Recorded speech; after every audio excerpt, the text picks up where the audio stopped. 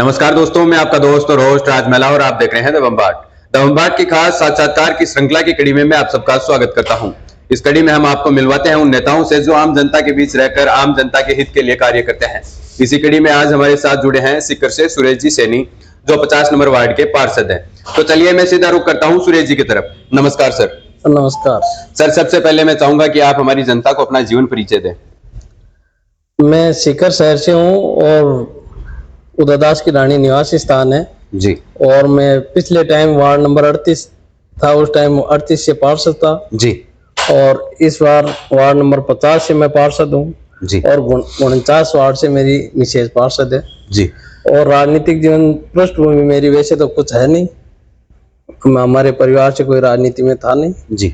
मेरे दोस्त और फैमिली और मेरे वार्डवासियों की सहयोग से मैं इस लाइन में आया और बस जनता की सेवा कर रहे हैं, आनंद ले रहे। जी सर, आपकी विचारधारा किस पार्टी से है?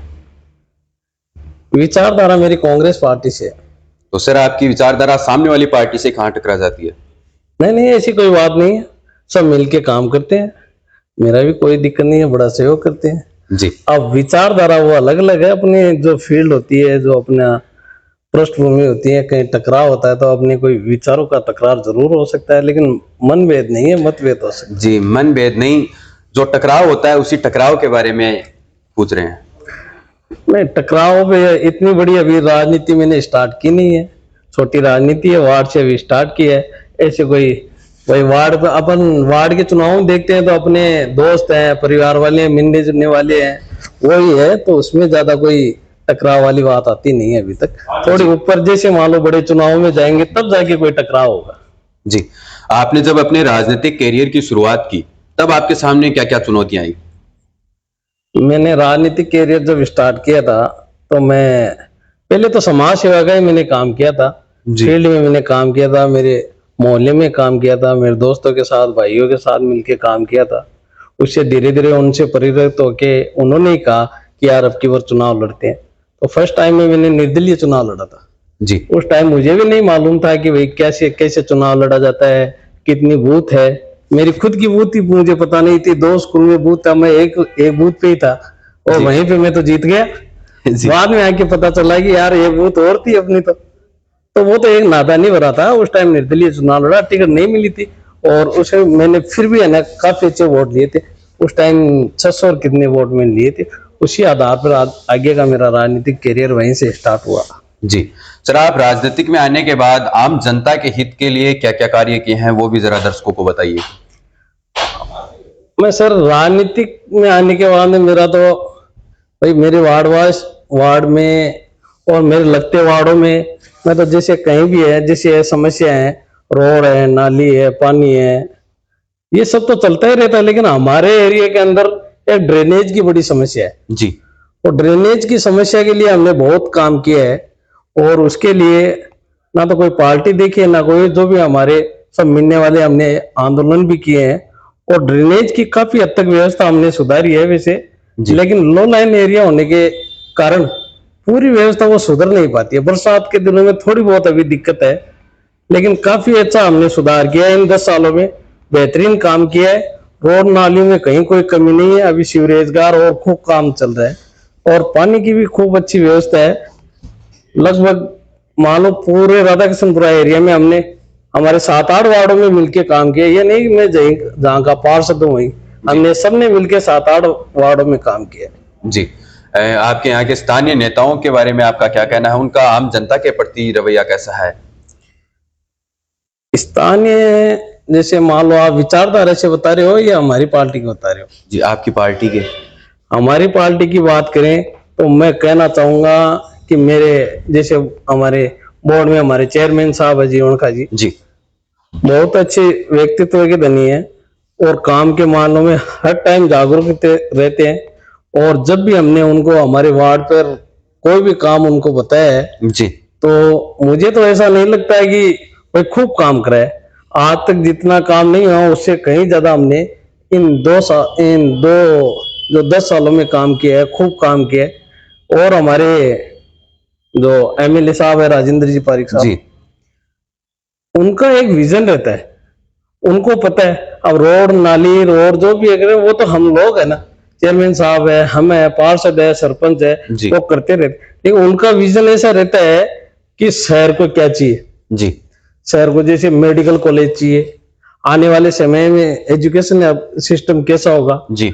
इतनी पॉपुलेशन बढ़ रही है तो गार्डन वगैरह पब्लिक को चाहिए, जॉगिंग ट्रैक चाहिए, स्वास्थ्य, शिक्षा, इन चीजों की बहुत दूरगामी सोच रखते हैं। जी। जो सचिवालय है हमारे यहाँ बन रहा है, उनकी आज से 15 साल पहले सोच थी, लेकिन पब्लिक के चक्कर में मान लो कई बार बहकाव में आ जाती है, उनका राय तो कई प्रोजेक्ट ड्यू रह जाते हैं। जी। तो ऐसे बहुत से प्रोजेक्ट उनके दिमाग में है।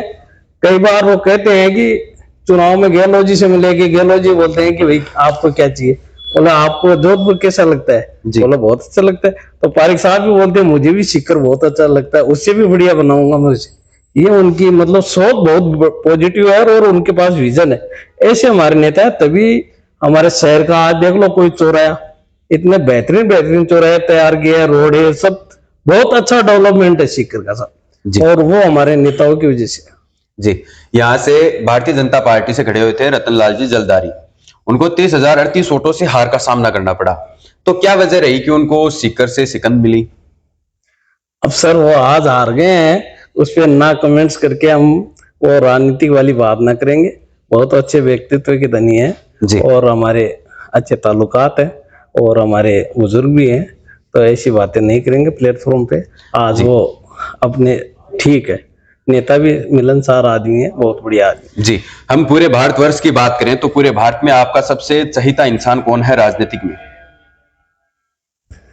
अब ये तो इसकी तो अपन बाद में बात करेंगे।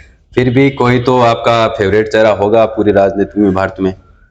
सर मैं अब अभी तो उसके ऊपर तुलना में तो क्या बताएं, इतनी बड़ी राजनीति में तो करता भी नहीं हूँ, अपने शहर तक सीमित रहता हूँ। जी। आपका अगला राजनीतिक मूव क्या होगा? बस अभी तो मेरे वार्डों में यही है, मेरे शहर में मैं अपनी सेवाएं दूं, समाज सेवा करूं और जितना मुझे जितना हो सके और जितना मैं मेरी क्षमता का प्रयोग करके जितना वार्ड वासियों के लिए काम कराना चाहूँ मैं कराऊं। और जहां तक हो सके मैं भी यह सोचता हूं कि मेरे वार्ड में जो भी मेरे भाई बंधु है, जो वार्ड वासी हैं, उनको कोई तकलीफ ना हो, जो पेंडिंग काम रहे हैं उनको कराऊं, उनके दुख दर्द दूर करूं, कोई पानी की जो भी है समस्या सबको मिटाऊं। यही मेरा ध्येय है, यही मेरा लक्ष्य है। जी। अब हमें अक्सर सुनने को मिलता है कि जिस पार्टी की सरकार होती है उसके विपक्ष के नेताओं को दबकर काम करना पड़ता है, तो क्या ऐसा सीकर में भी है? क्योंकि अब राजस्थान में सरकार भारतीय जनता पार्टी की है और आपके एमएलए साहब हैं वो कांग्रेस पार्टी के, तो क्या ऐसे में उन पे कोई दबाव या प्रेशर आ सकता है? नहीं नहीं, ऐसी कोई बात नहीं है। अभी उनका राजनीतिक कैरियर खूब बड़ा हो गया जी। और विपक्षी पार्टी भी ऐसा थोड़ी ना, तो विकास तो सभी चाहेंगे। जी बिल्कुल। भाई सीकर है, यहाँ पे एमएलए कांग्रेस का है, तो ये थोड़ी ना गवर्नमेंट ये चाहेगी कि यहाँ विकास ना हो। जो राजेंद्र जी पारिक चाहेंगे, जो उनको बजट देना है वो उनको देना ही पड़ेगा, और ये इतने सक्षम है कि लेके आएंगे जी। और सीकर के विकास में कहीं कोई कमी नहीं आएगी। और अभी तक इतने प्रोजेक्ट है कि पारिक साहब वो भी करे तो 5 साल पूरा हो जाए जी। और आगे भी कोई कमी नहीं रहेगी। और ऐसा मैं समझ सकता हूँ, ऐसी कोई पार्टी कोई नेता नहीं होगा कि जो डेवलपमेंट के बीच में आके खड़ा हो। मुझे नहीं लगता ऐसी कोई विचारधारा के आदमी। जी। राजस्थान में अभी नई सरकार बनी है और नए सीएम घोषित हुए हैं भजनलाल जी शर्मा। उनके नेतृत्व में राजस्थान में क्या क्या परिवर्तन आ रहे हैं और क्या क्या बदलाव आगे आ सकते हैं? अब नेतृत्व का तो अभी स्टार्ट हो रहा है, लेकिन एक मुख्यमंत्री साहब की एक बड़ी अच्छी बात है, क्या? चुनाव होने के बाद उन्होंने एक ट्वीट किया था माननीय अशोक गहलोत के बारे में, जी। जिससे उनकी सोच पता लगती है कि भाई पॉजिटिव आदमी। उन्हें कहा कि अगर कोई गरीब आदमी प्राइवेट हॉस्पिटल में खड़ा होने का काम किया तो वो माननीय अशोक गहलोत ने किया है, उसके लिए वो धन्यवाद के पात्र है। ये उन्होंने खुल के ट्वीट किया, इसके लिए मैं उनको बहुत बहुत धन्यवाद देता हूँ। जी। राजस्थान में पहले भारतीय जनता पार्टी की भी सरकार रही है, कांग्रेस पार्टी की भी सरकार रही है। अशोक जी गहलोत और वसुंधरा जी राजे, इन दोनों की बात करें तो इन दोनों में जनता हित में कार्य करने वाले सबसे अच्छे नेता कौन से आपके अनुसार? अब मैं तो वो तो कंपैरिजन वाली बात तो करूंगा नहीं, मैं माननीय गहलोत साहब की बात करूंगा जो उन्होंने काम किए है। जी। इतिहास में अगर आगे चल के अगर कोई बात उनकी नहीं करे तो मेरा नाम बदल देना। इतना काम किया उन आदमी ने, बहुत अच्छा काम किया। काम तो सभी सरकारें करती है और सभी करती रहेंगी, समय के साथ विकास भी होता है। जी। लेकिन जो माननीय गहलोत साहब ने जो काम किया गरीब आदमी के लिए वो काबिले तारीफ है, और मैं उनको सलूट करता हूँ इस बात के लिए कि बहुत अच्छा काम किया उन्होंने। जी, कांग्रेस सरकार ने राजस्थान में जनकारी कल्याणकारी योजनाएं निकाली और इतना राजस्थान की जनता के लिए ये किया, इसके बावजूद राजस्थान में कांग्रेस पार्टी को हार का सामना करना पड़ा। इसके पीछे क्या वजह है? अब वजह तो अब जनता जाने, बल्कि देने में तो कोई कसर नहीं छोड़ी थी जी, काम करने में कोई कसर नहीं छोड़ी थी, चुनाव प्रचार में कोई कसर नहीं छोड़ी थी, और पब्लिक को समझाने में भी कोई कसर नहीं छोड़ी थी। अब क्या पता, हमें तो ऐसा ही लगता है एक बार बीजेपी एक बार कांग्रेस, यही चलता रहा, शायद ये बात है। और बाकी कोई काम में कोई कमी नहीं थी, सरकार रिपीट होने का 100% चांस था।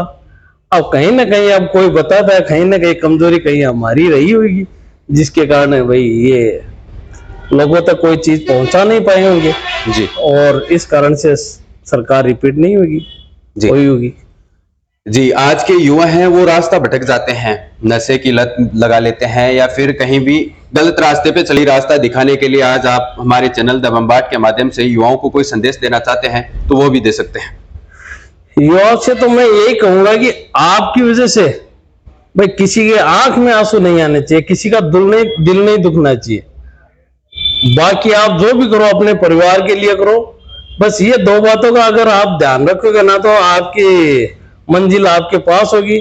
और ये नशेर, ये बुरी आदत आप अगर लगाओगे तो ये मान लो कोई आदमी जमाना आपको धुतकारेगा। बस आप दो चीजों का ध्यान रखो, आपकी वजह से, आपकी कमाने के चक्कर में, रुपए कमाने के चक्कर में आप किसी का दिल दुखा रहे हो और किसी की आंख में आंसू आ रहा है, तो वो कमाई आपको कभी मतलब आपकी मंजिल तक नहीं पहुंचा पाएगी। और बाकी सबसे बड़ी बात है, आप मेहनत करो, देने वाला ऊपर वाला है। जी, धन्यवाद। आपसे मिलकर हमें अच्छा लगा। मैं और मेरी पूरी टीम आपके उज्जवल भविष्य की कामना करती है। सबको मेरी तरफ से नमस्कार। मैं सुरेश पार्षद, वार्ड नंबर 50 सीकर। जी दोस्तों, ये थे आज हमारे साथ सुरेश जी। इनसे मिलकर आपको कैसा लगा ये आप हमें कमेंट बॉक्स में बताइएगा। मिलते हैं जल्दी एक और नई शख्सियत के साथ, तब तक के लिए धन्यवाद।